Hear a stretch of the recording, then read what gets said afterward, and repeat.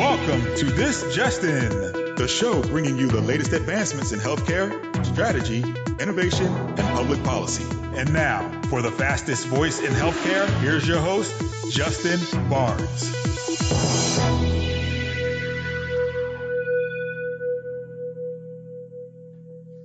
Thank you for tuning in and welcome to This Just In. I'm your host, Justin Barnes. In these segments, I'll bring you the latest advancements in healthcare, strategy, innovation, and public policy. As always, we're broadcasting from the This Just In studios on the Business Radio X network, as well as the Healthcare Now radio network. For this episode, my 179th episode, I'm continuing with a new format highlighting the most recent headlines and research covering the latest healthcare trends as well as strategies. I use this format inside each of my think tank sessions, but realize that I should be sharing with my broader audiences. So for this show, I'm going to focus on the latest health IT and digital health headlines, as well as trends. And some of those topics are CFO investment and digital transformation, very important to have these things paid for, telemedicine market growth, 10 breakthrough technologies, so a really cool segment where I talk about some of the probably technologies and innovations that you've heard of, and then certainly some that you have not that are very, very interesting. So I think it'd be a good use of your time for that.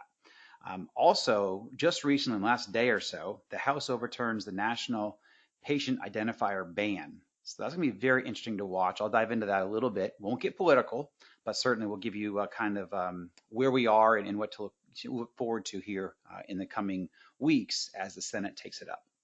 Wearables and health sensor growth.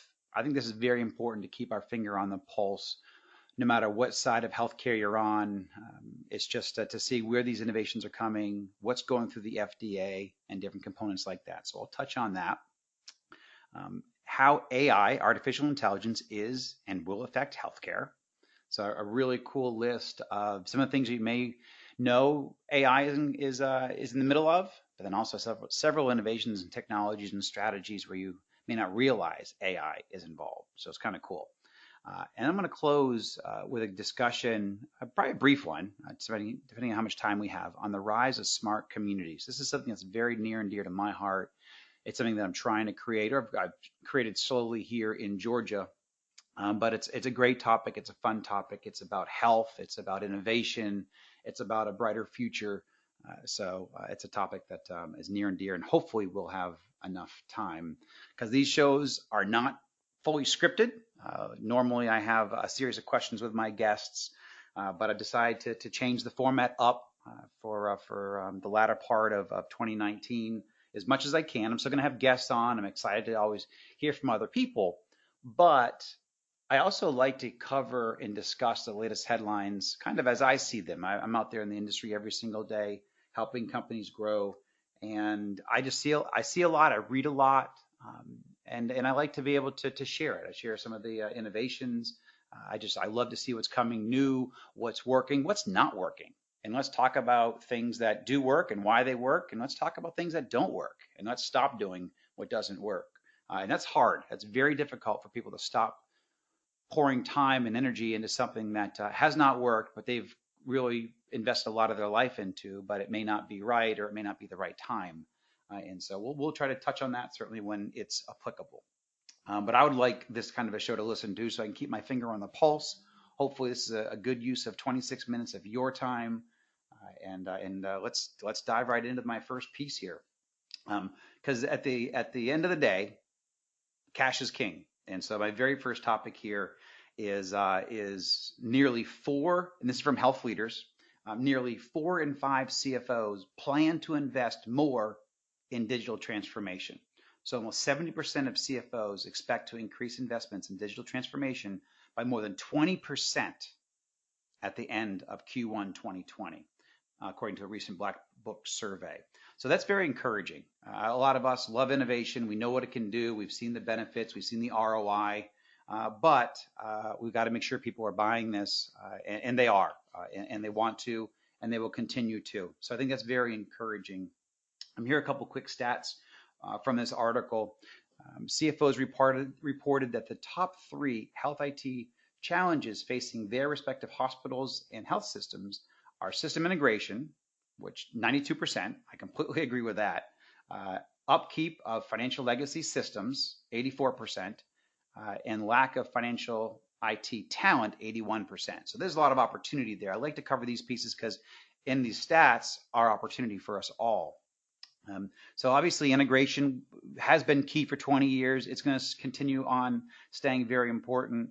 As I talk to a lot of young innovators or just innovators in general, they talk about, what are the secrets to success or the keys to success? And I always go back to, you've got to always be solving a problem. But even when you solve a problem, you got to solve a big enough problem for enough people.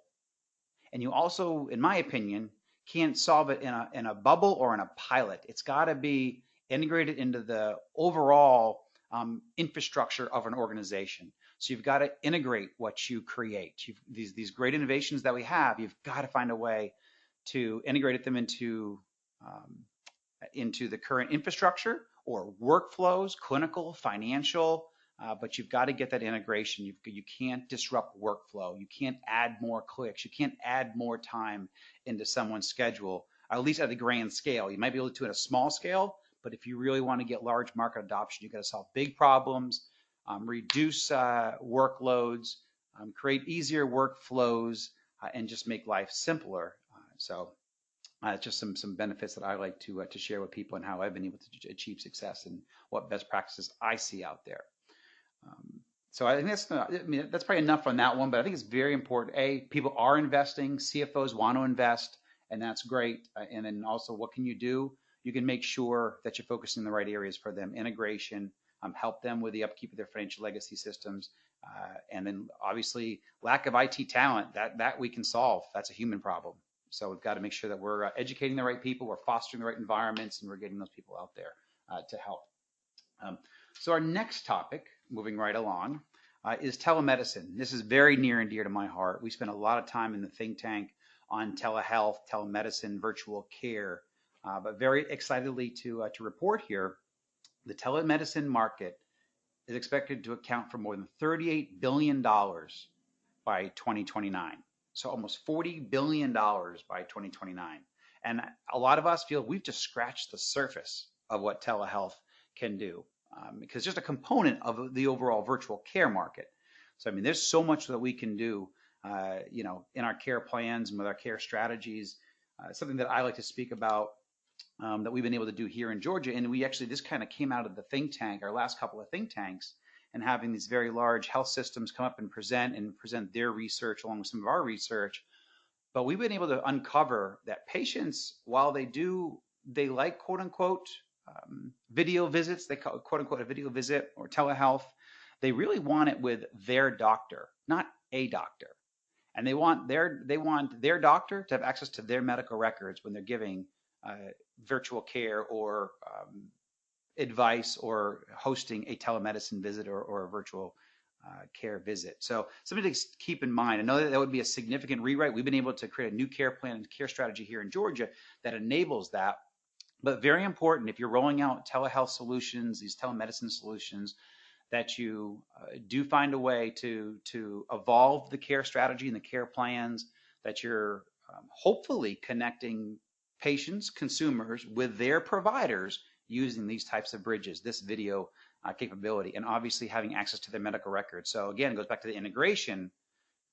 10 years ago, telemedicine was great. But if you do it completely in a silo, you don't build the trust. You don't have the hopefully probably a lot of the financial incentives that come along with it because you created a disjointed care strategy. Now it certainly can work for triaging, and there's a lot of, I know there are some benefits to having standalone telehealth and just getting care to somebody in an emergency situation in a remote area. I get all that and understand all that completely. But I'm talking about big, large scale growth among urban and even non-urban communities. You've got to have access to the medical records, access to the past care, their health history, and hopefully it's with a provider that they know, because that's what consumers are asking for. And it's very important. More and more consumerism, as consumerism engages healthcare, more and more we hear from our patients and just people in healthcare in general, they want access to their medical information and they want access to their doctor. And they want to use innovation to do that. So we have to make sure that we're fostering that. Some other good studies here. just to give you some of the growth. So in 2013, 350,000 people used telehealth worldwide. 350,000 in 2013. In 2018, 7 million people, to show the growth.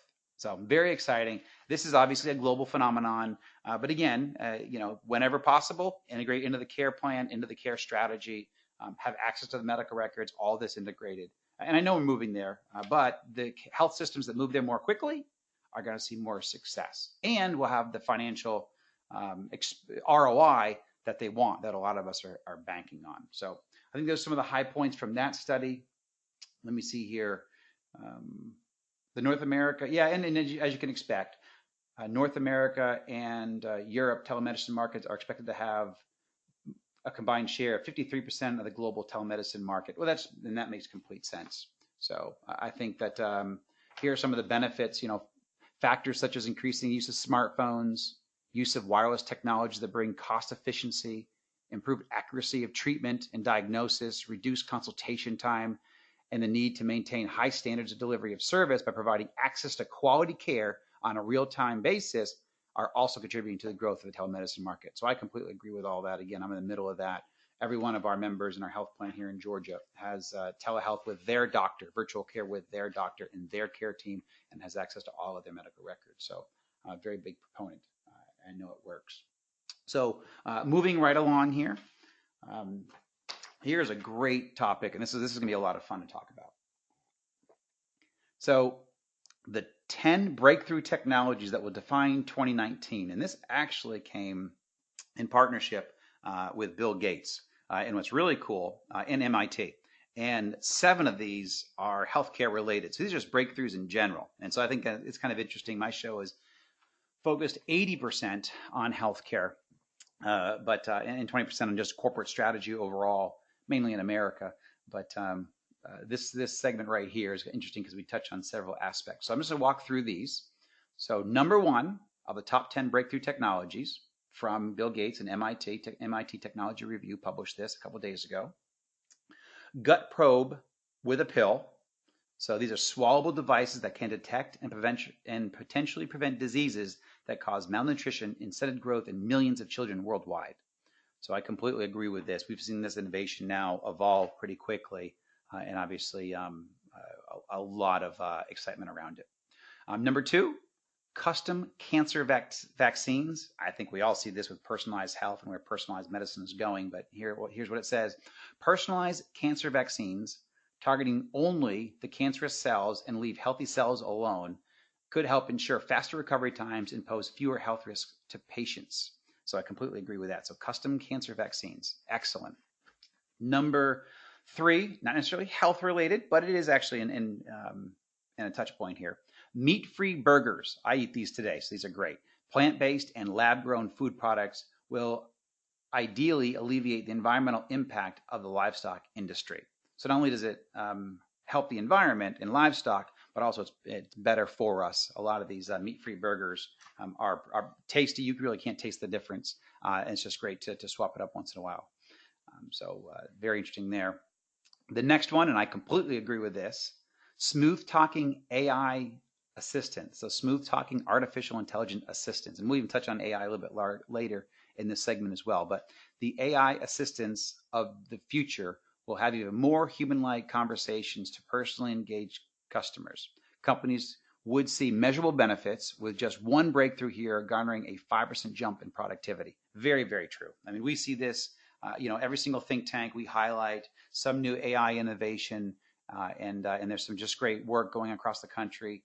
Up in University of Boston, and is just doing some phenomenal work out there with Gabby. Was one of the AI basically really helping. That's the name of the AI technology. Her name is Gabby, but she'll help you with actually post-operative treatments and just post-operative care in an area in a time where you might be groggy coming out from a surgery or something or a procedure, and then this medical assistant that's all digital on the screen walks you through all your next steps at your pace and your recovery in your care plan at your pace. I went through a procedure a couple of years ago where I did not have that kind of technology or innovation. And my doctor, I was just so elated that everything went well, and I had a perfectly clean bill of health. And my doctor gave me an entire care plan for the next 30 days. I remembered nothing from that. I was still coming out from anesthesia. I was elated that everything went well. And he talked to me. He's a phenomenal doctor, great bedside manner, but I didn't remember a darn thing. And if I had Gabby next to me, I could just press stop, go, and I could kind of learn at my pace. Certainly when you're coming off of anesthesia, it could help a lot. So I certainly see these, never mind with the productivity and all that. I thought of the health benefits. So I certainly see that. So that was number 4. Number 5, sanitation without sewers. So improperly drained sewage causes death in 1 out of every 9 children. Sanitation that doesn't require sewers would not only prevent exposure diseases, but also help turn waste into useful products like fertilizer. And I completely agree with this. This is phenomenal innovation and invention. And we created something similar to this, a company called Never Thirst. We support a children's home and a couple of communities in Cambodia. And one of them, basically this community propped up next to a dump site. So can you imagine a third world dump site? This was not a sanctioned community. The government had nothing to do with it, but people are very poor. People are looking to work. And so they can go into the dump and pull devices and things that you can sell out of the dump. Well, they set up camp. They set up communities. They have children. And so next thing you know, you got 40, 50, 60, 70 people living on the side of a dump. Well, this area floods. It's contaminated. They don't have clean drinking water, which then when you don't have clean drinking water, well, we actually set up a medical clinic there for them, but you're not solving problems. You're just trying to solve the present day issue. But we're talking long-term health issues that just keep reoccurring because they're drinking polluted water. So we went to the source. We actually created clean water solutions through a great company called Never Thirst. That helps. So this is a great innovation, and because we just touched the drinking water, never mind sanitation. So this is something near and dear to my heart. So that's number 5, sanitation without sewers. That's just excellent. Number 6, ECG on your wrist. I think we've all seen this, but here's the caption. While most medical ECGs have up to 12 nodes to detect abnormalities, today's wearables typically have only 1. So we're talking about having 12x coming up. An ECG on the wrist would help reduce the risk of heart disease by monitoring changes in patterns in daily life. So I certainly see, we've seen what the iWatch can do and other devices, but yeah, having 12 nodes to detect abnormalities will make a big, big difference.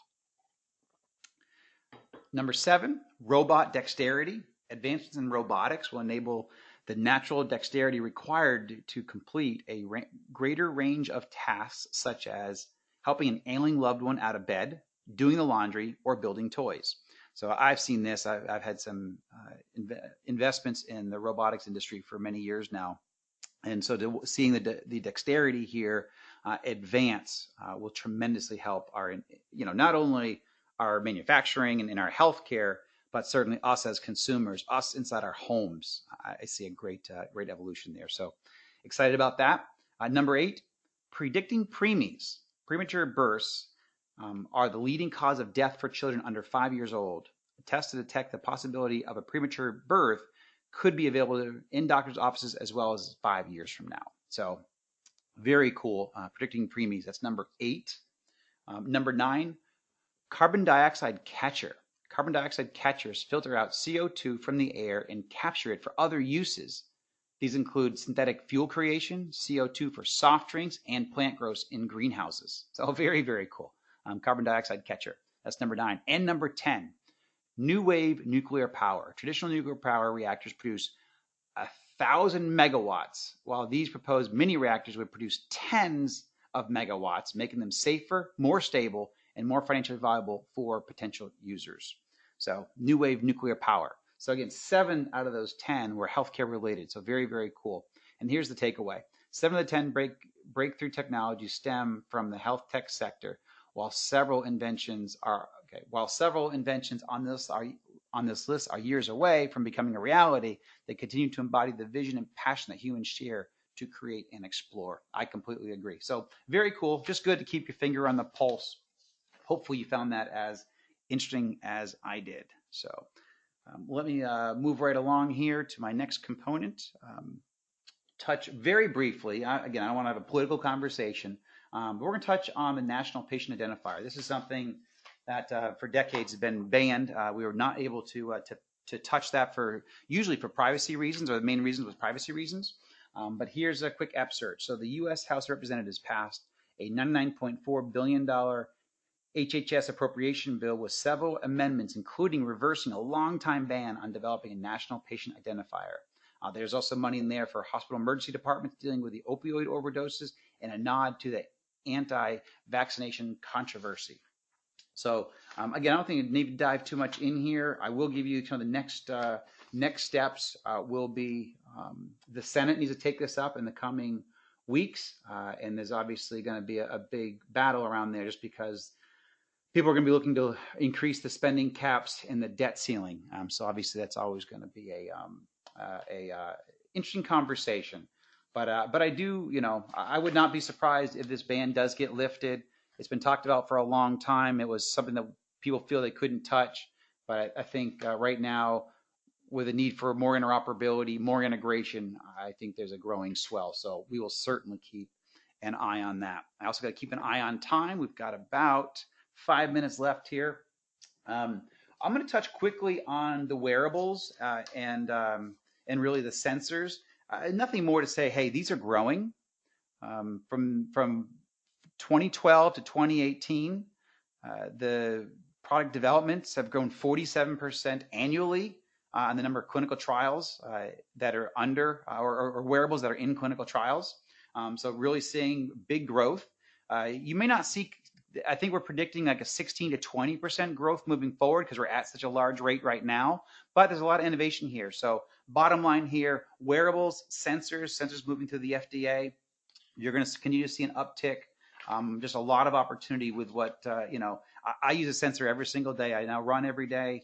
And, I use a sensor to track my heart rate, my pace and everything. And then a lot of this is, it's all health related. So I highly recommend getting a starting point. I mean, I think that as we get older, as healthcare costs rise, we've got to do a better job individually of taking care of ourselves. It's the number one cause for personal bankruptcy, our healthcare bills. And, you can blame a lot of people, but we also need to look at ourselves and going, hey, what can we do to lower our personal healthcare costs? Now, significant accidents, you can't change that. But when you look at the leading causes of death, those are preventable. Those are around heart disease and COPD and other toxins that we add and create and put into our body.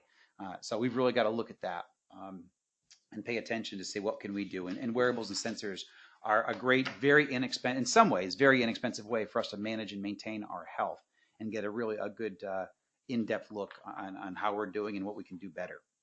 So now my next couple of segments, I'm going to move a little bit more quickly because I do want to get through AI in healthcare, artificial in healthcare, the top ways AI is affecting the healthcare industry.